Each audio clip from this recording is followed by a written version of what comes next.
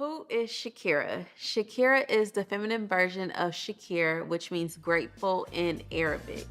Before all, I am a woman of God. I'm a wife, I'm a mother, I'm a daughter, sister, friend, and a boss. Shakera, Shakera, Shakera. That's me. And this is my story.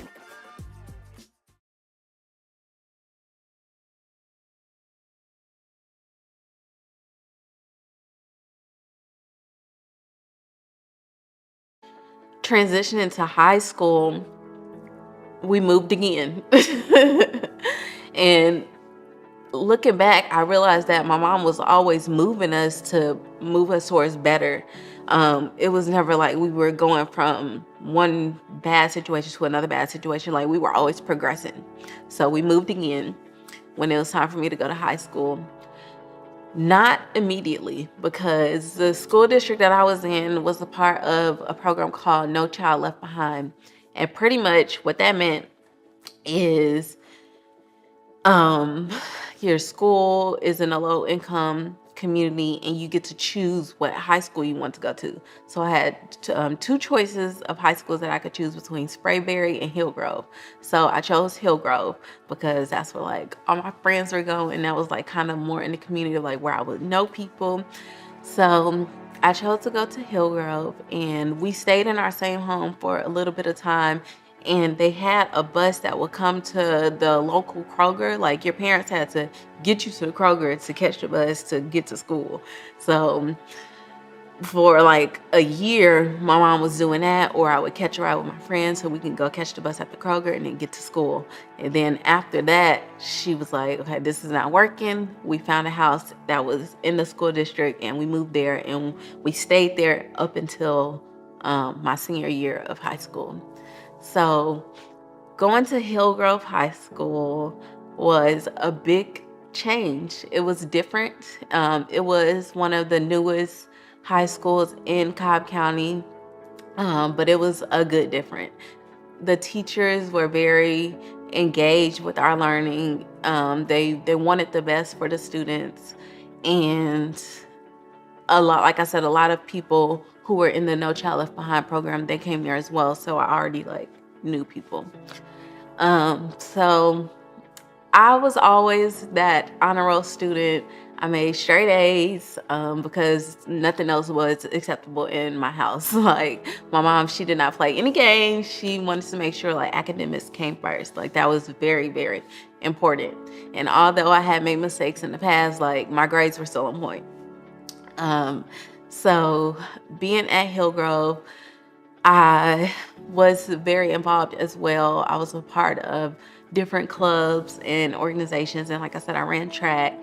So it was a good time. It was good. But when I was 14, after I made that huge mistake, I realized like I wanted to start working so that I can like also earn money, like because I wanted to have a car, like to drive to school as well. And especially like just, it was a hassle. Like we gotta go drive here and then get on a bus here to go to school. Like it was just crazy. So I was like, I'm gonna get me a job. I'm gonna start saving money so that I could just drive to school.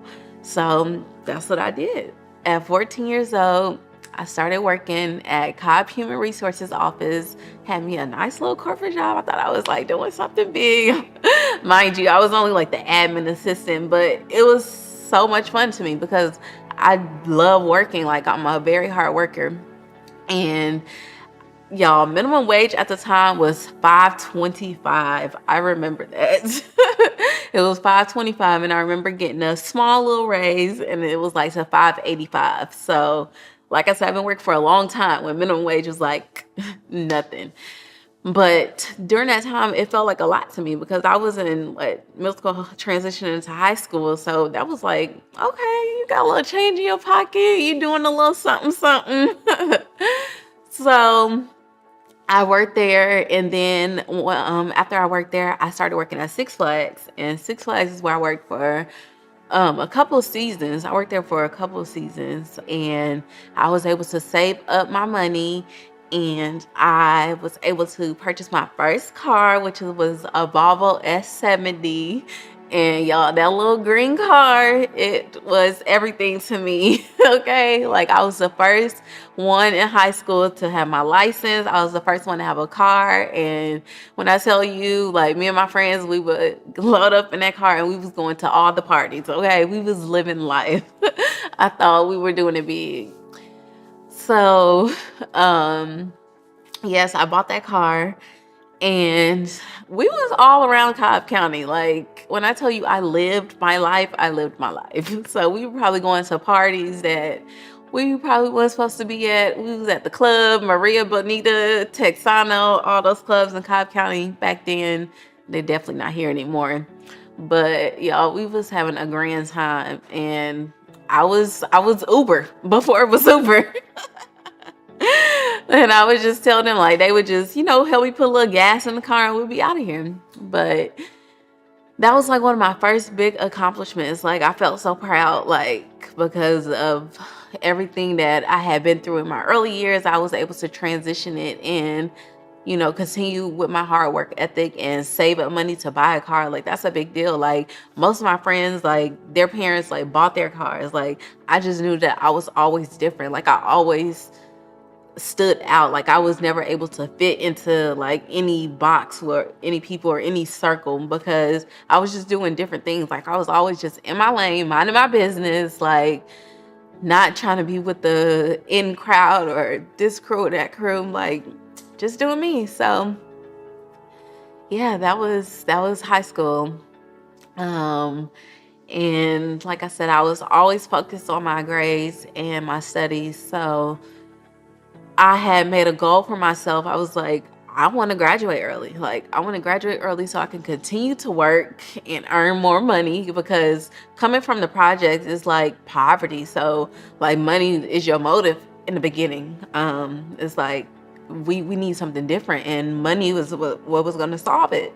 So I was like, I'm gonna keep working. Like, I need to graduate early. Like, this school stuff not for me. Like, I want to go to college because I wanted to break generational curses, and I knew that I wanted to be the first one in my family to do that straight out of high school. So I knew that I was going to go to college, but I was like, I need to graduate early first so I can work for, a semester before I go to college, because I didn't know at the time if I was going to be able to work full time and go to school full time. But y'all, God is so good. And I don't know the strength that he has given me, but I graduated early, and once I graduated, I continued to work. I worked full-time at Sprint. I worked at Sprint for 4 years, and I also like climbed the ladder there, the corporate ladder, as people would say.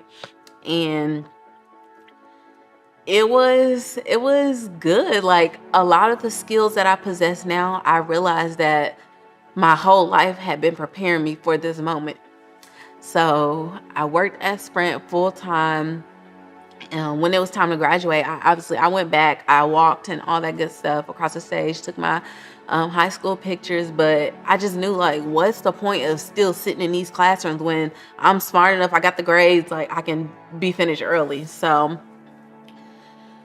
yeah, like, I worked at Sprint full time, and then I was supposed to go to, my dream college was always Spelman. Like, I knew that I wanted to go to Spelman, like, since I was a little girl, because it was an all-girls school, it was a private schools in Atlanta, and I wanted to pledge.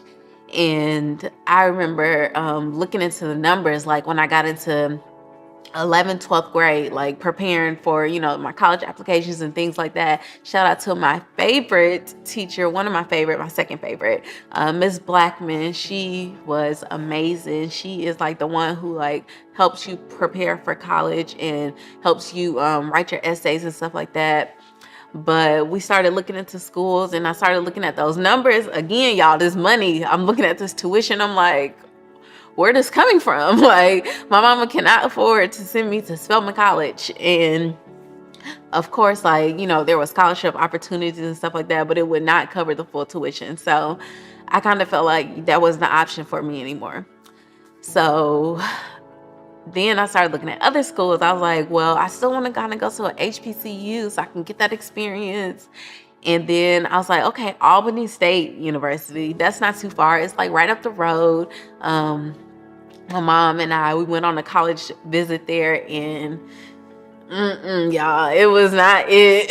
Like, it was still so country back then. They didn't even have like a Walmart in town. Like, I'm pretty sure they have a Walmart now, but back then they did not have a Walmart in town. It was just country to me, and it was a little too black. Like, I went to a predominantly white school, so it was just like a lot of black people. Like, I knew what HBCU is, obviously, but it just was country and black. And I was like, this is not really giving me the vibe that I'm trying to go for either. And I was like, no, that's not it. So we came back home, and I was like back at the drawing board. So then I was like, what can I do to make this the most seamless process and fastest process? Like, my life has always just been fast. Like, I grew up before my time. So I'm like, okay, I'm gonna go to a 2-year college and then transfer to a university. So it'll be cheaper, number one, because I told y'all money was the issue. So that would have been cheaper for me to go that route. And then, I would spend less time at a university. So I ended up looking into Georgia Highlands College, and that's where I went for my first couple years of college, and I got my associate's degree there in communications. And I was very involved there because for some reason, like, I'm just always volunteering to do stuff. Like, I just like to stay busy. And mind you, y'all, I was working full time. Like I said earlier, I don't know where the strength came from, but God gave it to me very early on. And I was working full time, going to school full time, and I even lived on campus for my first year to get that experience, because I knew, like, I wanted to have that experience, but I also knew, like, dorm life wasn't for me either. Like, I do not want to be sharing my space with nobody. Like, I'm very, like, OCD when it comes to certain things, but it was fun. It was a lot of fun. I met a lot of cool people there. And I was in my high school relationship still, thought I was in love again. He had went to another college that was like right down the street. So, we were kind of close to each other. But once I graduated from there, I went to Georgia State University, and that's where I received my bachelor's in journalism with a concentration in media broadcasting and a minor in sociology. So I went there, and I was still working full time. Always been working full time, y'all. Your girl just been working, been hustling. So I had got an apartment. Like, after that first year of living on campus, I was like, this is not it. Like, sis need her own space. So I've only lived in 2 apartments. I remember my first little apartment, y'all. It was so small. Looking back at it, it was super small, but it felt like home. And then I moved to another apartment, which was like next door to the first apartment. And after that apartment, then me and my brother moved to a townhome on Booth Road, which is still in Marietta. I guess we did fight a lot, but we also was close. My mom, when we did fight, my mom used to always like make us sleep together, or, just make us spend time with each other. I always have to go with her somewhere, or, we just have to spend time together when we was upset with each other. So, we'll get over it. And I was like, I'm not living in no more apartments. I'm not renting from nobody else. Like, I'm buying me a house. Y'all, I'm still in college saying this, like, literally just manifesting my life, just speaking those things into existence that I wanted to see happen for myself. So as I'm still going to school full time, I'm working full time, I got this apartment, and now, like, my brother is living with me, y'all. I'm literally taking care of my brother. It's been a ride. Taking care of my brother and literally just living day by day, just trying to figure it out. And looking back, like, I don't regret any of it. Like, it really has shaped me into who I am today as a mother, as a boss, And just seeing that I was able to overcome obstacles and challenges that society would say that, oh, she's not supposed to be here, or she's not supposed to be doing this. Like, I was able to overcome those things. So looking back, like, it really has made me like fearless. It has made me like, change means nothing. Like, you gotta adapt. You gotta know how to pivot. Hard times are gonna come.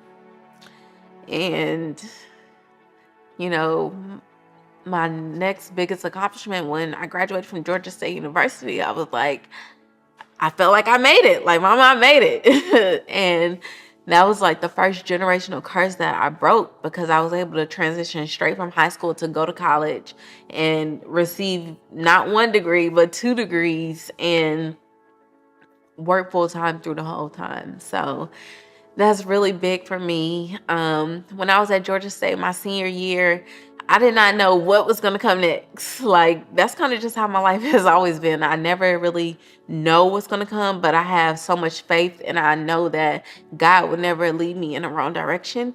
And I'm a strong believer that he already knew the plans that he had for us before we were born. So I just always said God's timing. Like, you can ask anybody, I would always just be like, I don't know what's next. God's timing. So I remember I was in one of my last classes in my senior year of college, and I'm like, I don't know what I'm about to do after college. Like, do I keep working here, or do I, like, am I gonna be able to work in my field? Like, how am I gonna transition? I thought I was gonna be on the news, honey. Like, I thought I was gonna be on somebody's radio. Like, I didn't know what it was gonna look like, but I just knew. Like I said, from a little girl, I was performing, I was doing all those things. I knew that's what I wanted to do. So one day, this girl came into our class, and she started talking about a program called Teach for America. And I had never heard of that. And she just started talking to us about it. And I'm the type of person, I'm like, let me go do my research. So she talked to us about it in class that day. That evening, I went home and I started looking up, like, what is TFA? Because that's what she kept referring to it as. That's the acronym. And it stands for Teach for America. So when I looked into it, and it was like, you basically can become a teacher right out of college. They place you in a certain city, and you teach to low poverty schools. So I was like, okay, this sounds like something that may be my cup of tea. Like, I always said I want to help people, and I, love being a teacher. But I didn't know that it would look like in a classroom. Like, I knew I would be teaching people. So I was like, let me just try it out. Let me see what they're talking about. So I completed the application. I did the whole process. This is, like I said, my senior year, last semester at Georgia State. So I did the whole interview process, and I got accepted into Teach for America. And once I graduated, I knew that that's what I was going to be doing. It's a whole like institute you have to attend to get like the training and stuff. Like, even though you didn't go to school for like education, they would like give you training, and you would have to go through different things and do like student teaching in classrooms and stuff like that. So once I graduated from Georgia State, like, I basically had like a month that I was able to take off. And y'all, I graduated and celebrated in Miami. Went to Miami for my graduation trip with my best friend at the time, my boyfriend at the time, and her boyfriend. And y'all, that was a trip from hell. But I came back and I got to work. I knew that, like, I don't have time to play out here. So when I got back in June, we got started with Institute for Teach for America. And pretty much, like, I was just locked in. I had to complete all my courses and all the pre-work and do the student teaching and stuff like that. And I was placed in Atlanta, right here, hometown. And I was able to stay here because, like I said, the program, like, they will place you in different cities, but you get to choose like your preference, and Atlanta obviously was like my first choice. So thankfully I was placed here, and I got to do that. And then I was placed at a school in South Fulton, Randolph Elementary School. So many memories. And that was going to be my school, and I was going to be teaching first grade. Like, I literally got everything that I said that I wanted to get. Like, going into the application process, like, you get to choose, like, 3 grade levels, like 3 regions that you want to teach in, like stuff like that. So I said Atlanta. I said I wanted to teach first grade, and I was able to get all that. The power of manifestation. You put it out there into the universe, and God is gonna make it come through. Okay, so so I got placed there, and in August I was teaching. It was like I was put into a classroom. Like I said, I did not go to school for education, but all the stuff that we did over the summer basically prepared you for the classroom. Prepared you, because you're never really prepared. Okay, like, you got to be in the setting to get the hands-on experience. But when I got there, I met BV and Evan. I met Shakera in 2017 at Randolph Elementary. We both were first grade teachers. She was the self-director, so anything that needed to get done, she didn't wait for anyone to ask her to do it. She went on ahead and did it. Me and BB came to Randolph at the same time. Evans was already there, and we are all still really good friends to this day. But y'all, Evans was mugging. Like, I was so nervous and intimidated. Like, I'm a fresh out of college student, and got this, older people. Like, when you think of teachers, you think of like people who have been doing this for a long time. Like, back then when we were in school, you would think your teacher was living under a rock, like she wasn't a real person, like, or something. But everybody starts from somewhere. But Evans was, much older than me, and she was just like, had this mug on her face. I was like, oh no, this is not gonna be good. Like, she already don't like us. And she probably looking like, where did this young girl come from, thinking she about to teach? But nonetheless, like, that is like my second mother. Like, she's literally old enough to be my mom. Her and my mom were around the same age, and she like took me in as like a mentor / daughter, and she just taught me so much. And it was just like, that experience alone was crazy. Oh, why am I crying? But just being in a classroom with 30 plus kids, little kids, looking at you every day to figure out what you gonna teach me, what we doing today. It was like almost like I had to have myself together, but they didn't know, like, Miss Moody at the time was going through her own stuff. But it was such a beautiful experience. I gained so many relationships throughout that experience, became so close to so many children. And yeah, like, some that I'm even still very close to today, who are like in middle school, which is crazy, high school. Whew, y'all, I'm getting old.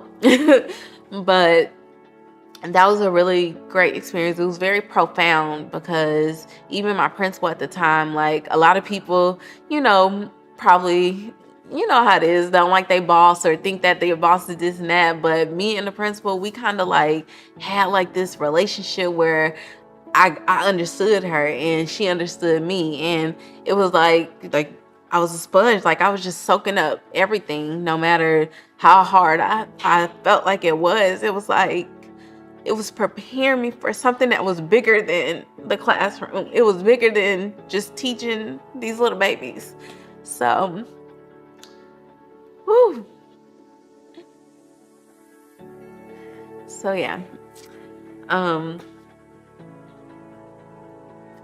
That's how I kind of just got my feet wet with, like, being in front of people, little people, and teaching, and having to prepare lesson plans and lessons for them every day. And it was very hard. I had very hard days, very hard moments, times where I felt like giving up.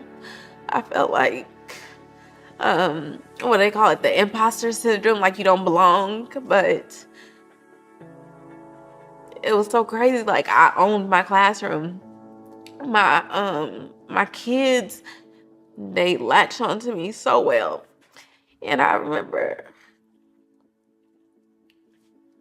my principal saying, like, you sure this your first year teaching? Like, your class is always so together. Like, your lessons are so put together. Like, the classroom discipline is together. Like, everything is just so good. She was like, there's tenured teachers who don't even have it together like this. And just those words of encouragement by itself allowed me to keep going. Because with Teacher America, there is a 2-year commitment. And y'all, it was plenty of times within that 2 years, I'm like, this not for me. Like, I cannot do this. Like, God help. But I was able to keep pushing through, and I accomplished it, and I taught for 3 years. So that is really another huge accomplishment that I'm so proud of. And in that time of just transitioning from, college and becoming a career woman, I also knew that I wanted to buy a house. Like, I wanted to break another generation of curse. Like, the only person that I knew that owned property was my grandma, and she's literally lived in that same house my whole entire life. But even my mom, like, to this day, has still not owned a home, and that's something like I knew that I wanted. So during the transition, before I took on this teacher role, like, I knew I needed to get something, to set my foundation. So I bought my first home, my starter home. Yeah, that was my first big girl purchase. Like, I bought my car, and like I told y'all when I was in high school, but that was like, it wasn't like big, like a house big. So this was like, okay, girl, you really out here making moves. So, and then I also bought my dream car that was on my vision board from 2015. Power manifestation, visualization. You got to put it on the paper and make it plain. Y'all, I had a Mercedes CLA 250 on that vision board since, I said, 2015. And I knew that's the car that I wanted. That was like my dream car. And it was very small and compact. I was like, it's enough room for me and my purse to be riding out, okay? So I was determined to get that car. So when I started teaching and I'm making a little salary, that was some money to me then. I'm like, okay, I'm making a little something. I came to work. I told BB and Evans, I'm like, yeah, I'm about to get me a new car. Like, this is my car that I want right here. Let me show y'all what it's looking like. They're like, you about to get that, Mama? I'm like, yeah, girl. Like, this is the car that I want. So I have been looking around at dealerships, and then I looked into Mercedes dealership and found somebody who, was a salesperson. He was able to help me get the car. I got my dream car. So I had my dream house, my dream car. I was like, your girl is living out here. I got a whole career, making an annual salary. Like, I felt like I was on my ish. But it didn't stop there. Like, I never stopped dreaming. Like, every dream just kept getting bigger and bigger. And it was like, I just kept saying God's time and God's time. And like, I don't want it if God's not in the mix. I always say that, because if it's up to me, I'm gonna mess it up. Like, I need God to be at the center of this. So anything that I ask for or I want, I always ask God, like, is this what you have for me? So when it happens, I'm like, okay. So I had went through a bad breakup in 2016 with my high school sweetheart. And I had been praying. I said, God, I want to work on me. Like, I had always been in a relationship. And I'm like, God, I want to be able to love myself. Like, I don't want to have to feel like I need a companionship to feel like I'm complete. Like, I want to be complete by myself, like for Shakera. So 2017 was the year. That full year was the year that I just focused on myself. I was able to realize a lot of things that I wasn't able to see clearly because I was always in a relationship. And I was able to just learn me. What did I love to do? What did I like to do? And I was also able to just date. And when I tell young girls is now. It's like having a full-time teacher with you at all times. Like, that's amazing. I always tell them, like, make sure that you date before you commit yourself to anybody. And dating doesn't mean sleeping around with every person that you talk to. Dating simply means, like, just getting to know people, seeing what their interests are, seeing if y'all vibe together. So 2017 was my year to do that, and that's exactly what I did. And I have no regrets about it because it was one of the greatest years of my life. And I can honestly say I was able to accomplish so much within that year of just focusing on myself, closing on the house and buying a car and focusing on, teaching. And I was transitioning. It literally felt like an enlightenment moment. Like, I'm becoming even more of a woman. So